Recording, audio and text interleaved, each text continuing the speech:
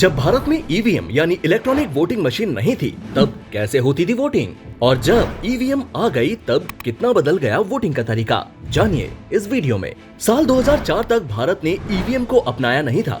इससे पहले मतपत्रों यानी बैलेट पेपर्स का उपयोग करके वोट डाले जाते थे।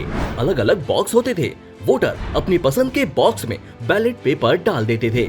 ईवीएम की कल्पना सबसे पहले साल 1977 में की गई। भारत में पहली बार चुनाव आयोग ने 1977 में सरकारी कंपनी ECIL यानी इलेक्ट्रॉनिक्स कॉर्पोरेशन ऑफ इंडिया को ईवीएम बनाने का टास्क दिया।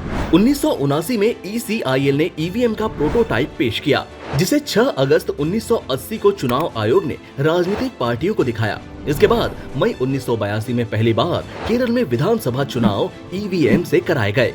उस समय ईवीएम से चुनाव कराने का कानून नहीं था, इसलिए सुप्रीम कोर्ट में ईवीएम द्वारा वोटिंग को चुनौती दी गई, जिसके बाद उन चुनावों को रद्द कर दिया गया।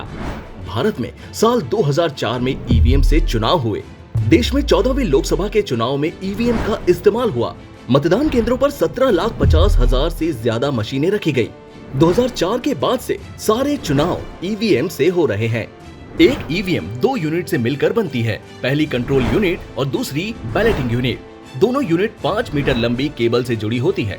कंट्रोल यूनिट बूथ में मतदान अधिकारी के पास रखी होती है, जबकि बैलेटिंग यूनिट वोटिंग मशीन के अंदर होती है, जिसका इस्तेमाल वोटर करता है। चुनाव होने के बाद मतदान अधिकारी क्लोज बटन को दबाकर ईवीएम को बंद कर देता है और इसके बाद कोई बटन काम नहीं करती। इसके बाद प्रिसाइडिंग ऑफिसर दोनों यूनिट को अलग कर देते हैं। ये वोट बैलेटिंग यूनिट में सुरक्षित हो जाते हैं।